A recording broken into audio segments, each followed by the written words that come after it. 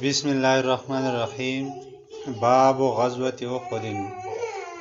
وقول الله تعالى وإذ غدوت من أهلك تبوئ المؤمنين مقاعد للقتال والله سميع عليم.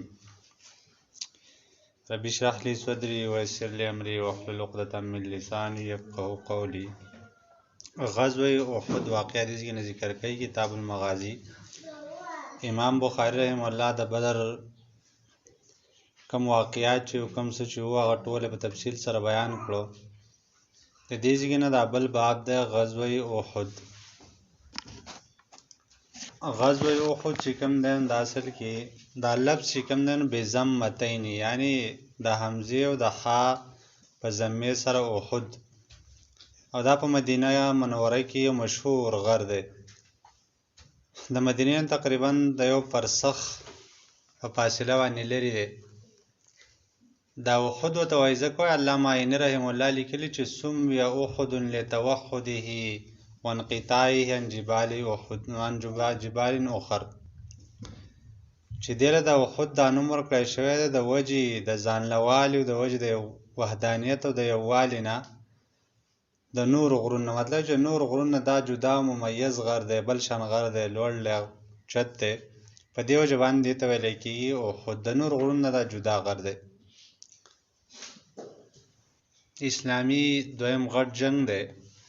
چې د مسلمانانو د کفارو په مابین کې شوی. د دې سبب او وجه سواد څنګه جوړ شوی. د دې نه مخکې په بدر باندې تفصیلي بحث شوی دی چې په بدر کې د کفارو ته بدترین شکست شوی. مسلمانانو دې ته ډېر زیات شکست ورکړی چې لوی لوی سرداران پکې وژلي وو. موږ ویلي چې 80 کسان پای کې دي مردار شوي دي کفارو نه، او پای کې 40 غټ غټ سردارانو لکه ابو جهل په شانتي سرداران، او 80 کسان چې کوم د دیونه قید شوي د نبی علیه الصلاۃ والسلام په قید کې راغلي او رسول الله ته بیا فدیه واخیستله، واپس بیا آزاد کړو. نو د دې وجې نه د بدر د شکست چې کوم دی د دې په زړونو کې دا پروت و. کله چې دی واپس شو د بدر نه، نو دیو بیا ډېر کوشش کاوه چې موږ د بدر بدله واخلو، خصوصا هغه خلک چې د هغې ورونه پکې شهید شو، قتل شوي وو، د چا پکې پلار قتل شوی و، د چا پکې وراره قتل شوی و. نو د هغې د جذبه انتقام چې کوم دی د هغې بالکل په سینه کې داسې راوبراو شو، راوچته شو چې موږ به څنګه د خپلو مړو بدله موږ څنګه واخلو. په دې وجه باندې بالاخره ابو سفیان ابن حرب چې دا په وخت کې لا مسلمان شوی نه و، عبدالله ابن ربیعه، اکرمه ابن ابي جهل، صفوان ابن امیه او دغه شان نور دي چې کوم معززینو هغې یو مجلس قایم کړ په دارالندوه کې، او مشوره یې وکړه. په دې باندې اتفاق وشو چې موږ د خپلو معززینو د خپلو مشرانو د هغې انتقام واخلو، ځکه زموږ ډېر لوی لوی خلک دي مسلمانو وژلي، او په مدینه کې دی یو ناستې په امن باندې موږ به دیو بدله. قبایلو پسې هم یو قاصد ولېږه چې لاړ شي د قبایلو ته هم ته خبر ورکړه چې موږ دغه شان مسلمانانو سره جنګ کول غواړو، تاسو زموږ سره ملګري شئ. او تقریبا 3000 لښکر دای تیار کړ. په دې بیا بالکل کامیاب شو. قاصد یې ولېږه 3000 لښکر تیار کړ، او خاص کر په دې کې بیا زنانه تیاری کړې. د زنانه یې دې لپاره تیاری کړې چې دا زنانه به زموږ سره ځي، هلته به اشعار وایي، نو زموږ چې کومه کسان دي جنګ کوي نو دیو له به دا غیرت ورکوي، تیزۍ به جذبه به کې پیدا کوي،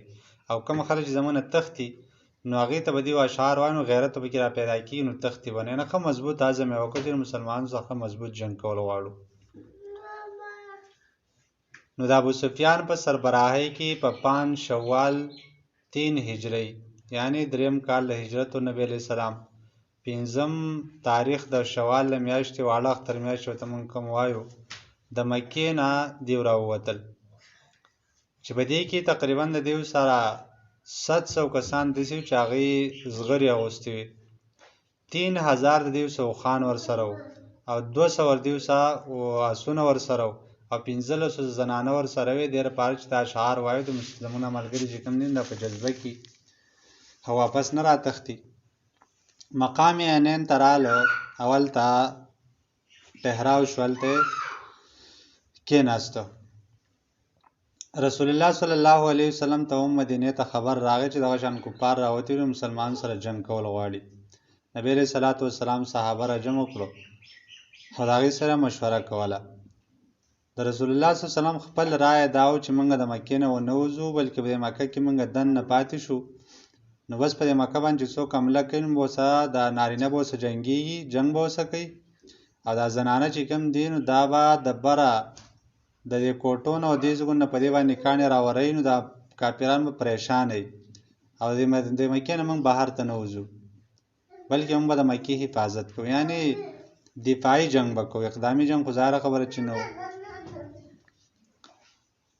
خو دا نبی علیه صلات وسلام رایه هم و، د ډېرو اکابرو صحابو رایه هم و، د ابوبکر صدیق رضی الله عنه وغیره. خو د دې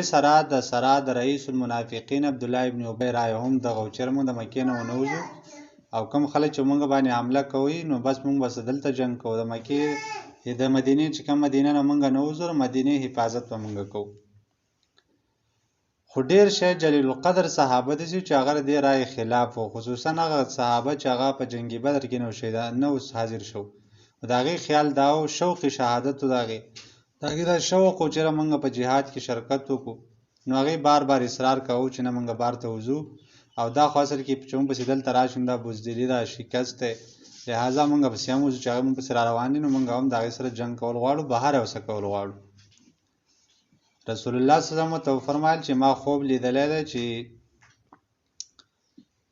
چې زه په مضبوطه زغره کې یم، مضبوطه زغره مې اغوستې په خوب کې نه وه،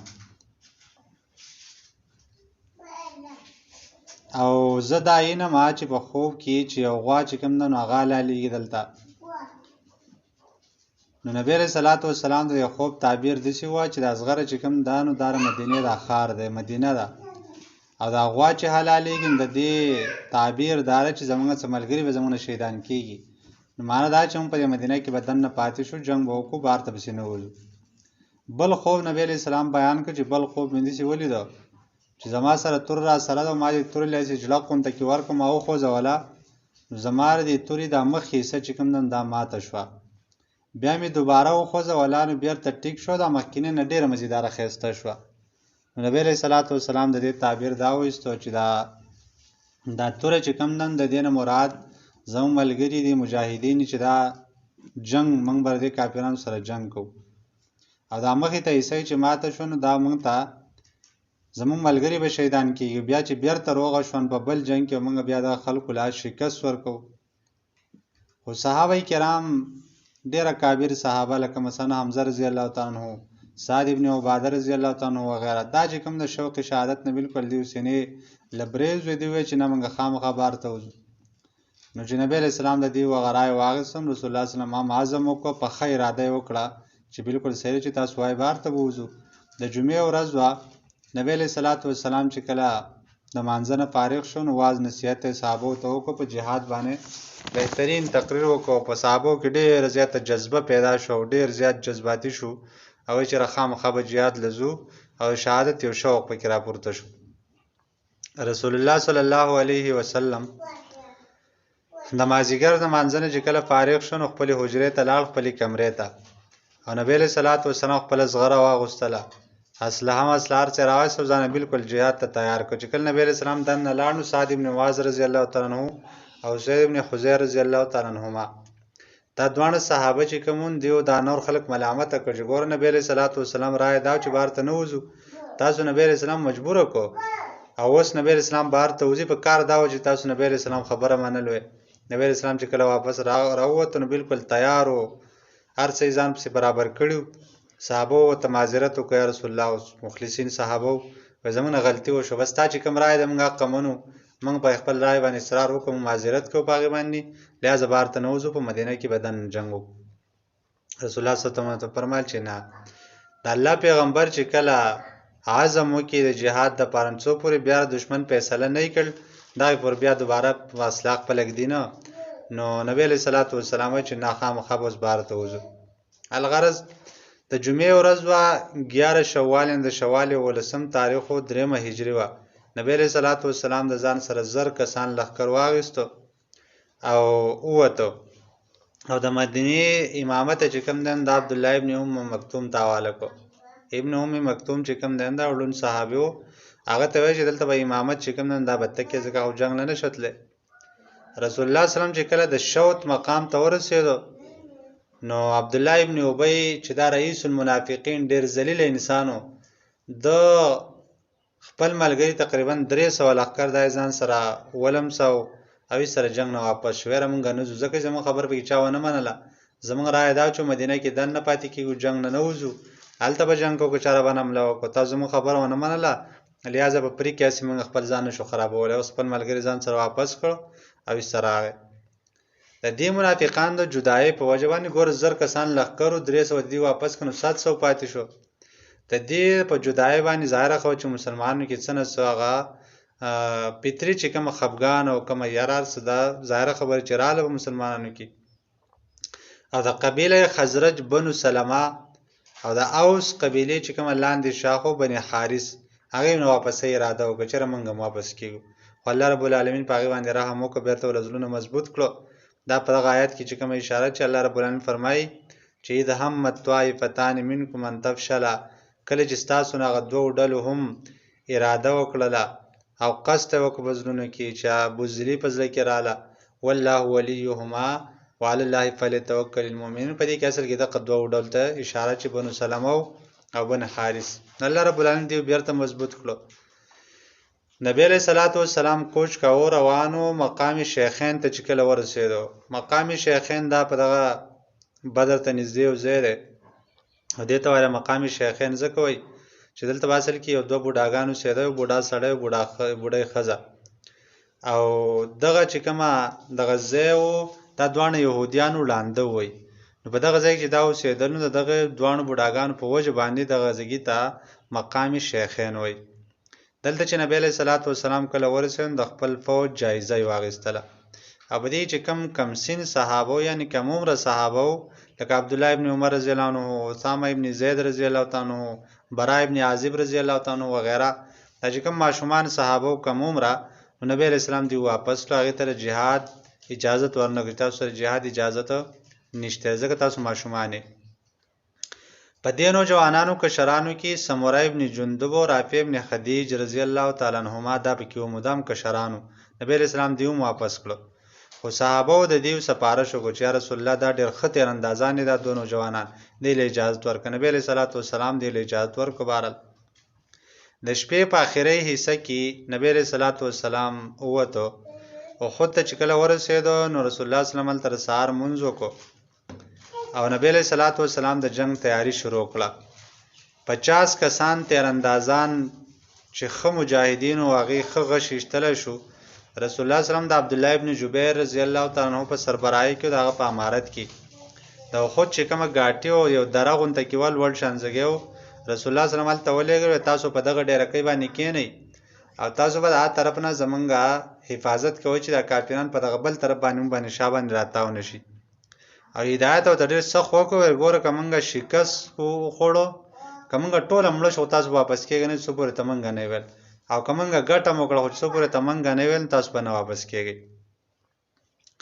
رسول الله صلی الله علیه وسلم چې کوم نه صف بندي وکړه جنډای د مصعب بن عمر رضی الله تعالی عنہ ته حواله کړه. خپل تورې چې کوم د ابو دجان رضی الله تعالی عنہ له ورکړه. د کفار د طرف نه چې کوم ولنه کس راوت ناغه ابو عامر عبد الله ابن عمر داو چې د اصل کې د اوس قبيله سردار مخکي د اسلام دراتلون مخکي د اوس قبيله د غټ سردار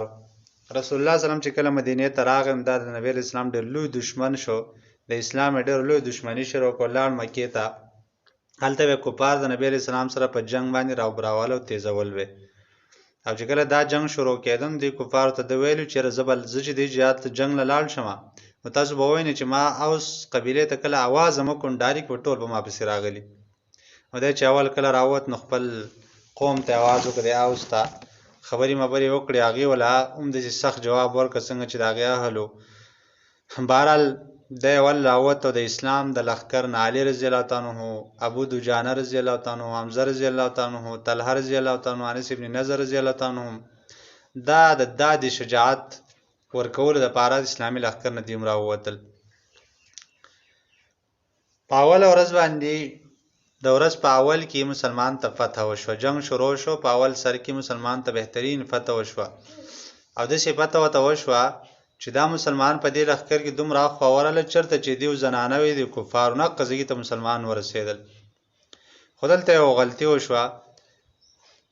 غلطي دا وشوه چې کم تیراندازان نبی علیه صلوات و سلام د عبدالله ابن جبیر رضی الله تعالی عنه په سربراهۍ کې به کومه ګاټۍ کې کېنولي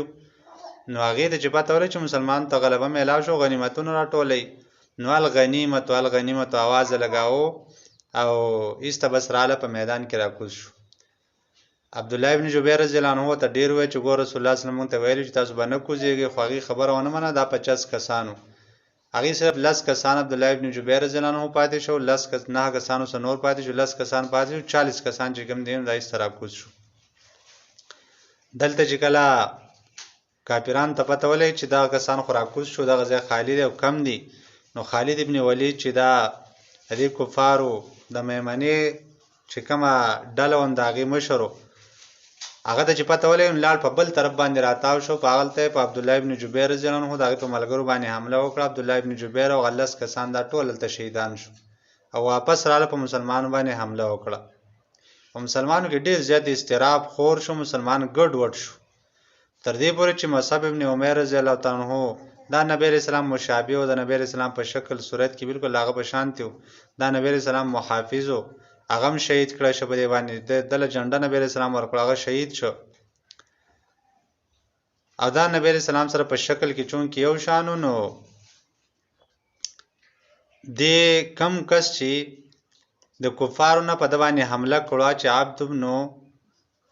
حیثمه نومره غالبا چې د په د باندې حمله کړه په د مصعب بن عمر رضی الله عنه باندې د ویل چې ما نبی علیہ السلام قتل کړ محمد می قتل کړ ځکه چې د ویل چې د مصعب بن عمر دغه بشان نه دا ما نبی علیہ السلام قتل کړ نعوذ بالله. او په دې کې د مسلمانانو کې دومره افراطفری خوره شو دومره ګډ وډ شو چې مسلمانانو یو بل په تور باندې حال شروع کړو په یو بل باندې گزار وکړو دومره پته وته نه لګیدا تر دې چې حذیفه ابن یمان رضی الله تعالی عنہ پلار چې کوم دنو مسلمانانو د تور نه شهید شو په غلطۍ کې یعنی دومره ګډ وډ شوی دی. صحابه په ډېر زیات شهیدان شو حمزه رضی الله تعالی عنہ دا چې کوم دن دا شهید شو. جبیر ابن مطعم چې کوم غلام او حبشي نومه و نو دا راولګیدو حمزه رضی الله تعالی عنہ شهید کوای چې دا جبیر ابن مطعم وایي چې دا حمزه رضی الله عنہ دسی بهادر او چې د بچا ته مر رسیدو نو سر به تی گزارلو خدای دا غلام راولګیدو په دې حمزه رضی الله عنہ باندې گزارو کو غي شهید کو. حنزله رضی الله تعالی عنہ په کې شهید شو. حنزله رضی الله تعالی عنہ چې کوم دن دا شهید شو دته غسیل الملائکه لقب نبی علیہ السلام ورکړ او رسول الله صلی الله علیه وسلم فرمایل ول حنزله لا فرشته ملائکه را لګیدل هغه ول غسل ورکړي. تاسو په کور کې معلوماتو کې دا څه وجه ده چې کله د کور له معلوماتو کو نو چې هغه وای چې د اصل کې بیګا چې کله jihad اعلان وشم در جنابت په حالت کې تلو نو ځکه ول فرشتو غسل ورکاو. ابو سفیان چې کوم دی نو اصل کې د حنزله رضی الله تعالی عنہ په مقابله کې ابو سفیان راغی او د حنزله رضی الله عنه دا دومره قابو کړو چې نږدې و چې دای قتل کړو او شداد راغی په باندې گزار وکړو دا حنزله رضی الله تعالی عنہ شهید شو. او دیو دا افوا خورکه چې موږ چون کې نبی علیہ السلام قتل کړل شهید کړل د نعوذ بالله په مسلمان کې ډیر زیات افراطفری و مسلمانان دغه افوا تردید وکړي چې ګوره د سینه دا نبی علیہ السلام ژوند دی الی عباد الله نبی علیہ السلام اوازونه وکړي چې الی عباد الله الی عباد الله د الله بندګان زما طرف ته راځي تاسو چرته ګډ وډ کیږي. نو مسلمان چې کوم دین دوباره د نبی علیہ السلام خواته راجم شو او په دغه جنگ کې د کافرانو چې کوم دین ابی ابن خلف دا قتل کړی شو. دا ابی ابن خلف چې کوم دا ظالمو چې د په مکه کې وای ځان لا یو اس ساتل او په دې باندې زیات خوراکونه وکول او دا به ویل چې را په دې وجه سورېګم د دې محمد سره وجه جنگ کوم دا وجه قتلوم نعوذ بالله. نبی رسول الله ته چې کله خبر راغی رسول الله ان شاء الله دا وجه قتلوم. عبد الله ابن دا ابی ابن خلف په دغه ټیم کې موقع بیا مونږ چې دا خو موقع ده په نبی رسول الله په سر روانو وځه نبی رسول الله قتلوم. رسول الله سلام د حارث ابن سمر رضی الله تعالی عنہ تر واغستله او واپس په دبانې گزار وکړ له معمولی غونډه زخمی شو ډېری چغي والے بډبقي والے واپس په لخر ته لاړ خپل لخر ته مړ شرم وکړ ولې چغي ته دومره زخمی شو نه چغي ولې او دومره چغي مو غټ سړی مشر سړی هغه نه تاسو زه پر چا والیم زه محمد والیم صلی الله علیه وسلم او د ماته ویلیو چې زه په مدینه په مکه کې دا ویل زه به تا قتلوم او که دا خو لا زخم دی خو که دا ما باندې نن لاړم ته کړم زه به هم مړ شوی او بیا چې کله واپس کېدو نو سره په مقام کې ایسته په لار کې مردار شو مړ شو. یو بل کس دی اسیرم چې دا کله به ته اسلام پیش کړی شو د بر اسلام نه انکار کاو او مسلمانېده نه خو کله چې د احد د جهاد شروع شو په دې کې یو جذبه پیدا شو ایسته مسلمان شو او چې څنګه مسلمان شو نو ډایرک راغی جهاد ته او ایسته په جهاد کې شهید شو. د چې کومه قبیله و نو هغې چې کله خپل شهدا قتل نو دی پکې هم پروت هغې ورته حیران شو لږ انتصاب پکې و وایي تا څنګه راغلی هغه ویل بس زه مسلمان شوی یم وایي داسې غیرت کې راغلی که نه مسلمان شوی وایي نه په غیرت کې نه یم راغلی ما په الله او د هغه په رسول محمد صلی الله باندې ایمان راوړلی د اسلام په خاطر باندې راغلی یم او بس بیا یې شهید شو. قزمان یو سړی دی د په باره کې نبي علیه صلات وسلام دا مسلمان و نبي علیه صلات وسلام د باره کې وویل دا به جهنمي دی هم دغه جهاد له راغلی و جنګېده ډېر په غیرت باندې تقریبا 8 کسان یې مردار کړي کافرانو نه صحابه ډېر زیات خوشحاله و او چې کله دی زخمي شو نو صحابه یې خواله راغله او ډېر زیات دغه ول داد ول ورکړه چې ماشاءالله تا ډېر غټ کار نه وکړو او نه په دې کې سړي دا خو زه غیرت په دغه کې راغلی وم د اسلام په خاطر نه یم راغلی غیرت لپاره جنګېدم او استعمال شو زهره خو به جهنمي و د غیرت لپاره خو جنګ نه کولی سیلای کلمت الله لپاره به جنګ کې کما مسلمان چې په دې جهاد کې شهیدان شون د هغې به حرمتي مو شو ابن اسحاق نقل کړي دي چې دا هند بنت عتبه چې دا ابو سفیان ښځه وه او څه زنانه نورې وې ډېر صحابه وو کوم شهیدان شوي د هغې مسله یې وکړه او تر دې پورې چې د حمزه رضی الله تعالی عنه له راله او د هغې سینه یې څیرې کړه او د نبی حمزه رضی الله عنه د نبي علیه السلام تره و د ده سینه یې څیرې کړه او د دا کلیجې او دا زړه یې راوایست او دې وایي په خوله کې وجویله ځکه چې دی پلار اصل کې هغه وجلی په بدر کې ډېر زیات غوسه وه د دې حمزه رضی الله عنه دا زړه ورڅه یې راوایستل او دا یې په خوله کې وجویل د ډېره قاره. جنګ چې کله ختم شو نو په اختتام کې ابو سفیان د احد دې غر ته وخوته اواز یې وکړه چې دا ګوره د بدر بدله وه او هبل چې کوم دی نن غالب دی دا اوازونه یې کول نبي علیه السلام عمر رضی الله عنه یا رسول الله جواب ورکړمه نبی علیه السلام ورته لا جواب وله ورکړه عمره نو عمر رضی الله عنه ته وویل چې نه دا د بدر بدله و هبل نن غالب نه دی نن اسلام غالب دی مسلمان غالب دی او ځکه چې ستاسو مړي چې کوم دي نو هغه جهنمیان دي زمونږ مړي چې کوم دي نو هغه شهیدان جنتیان دي لہذا تاسو ناکام یو موږ کامیاب یو. او دی ابو سفیان ویل چې نن ستاسو د خلکو مسله شو ده خو دا مسله نه موږ کړله او نه ترې خبر یو چا چې کړله نو بس هغې کړله موږ پرې نه خوشحاله یو نه پرې خفه پرې هم نه یو خوشحاله پرې هم نه یو خفه پرې هم نه یو. او آینده کال به زمونږ او ستاسو بیا مقابله کېږي د بدر په مقام باندې. نبی علیه السلام په حکم باندې صحابو جواب ورکړو وی نعم هو بیننا و بینک موعدا ان شاء الله تعالی دا زموږ او ستا په مابین کې وعده شوه چې آینده کال به انشاءالله د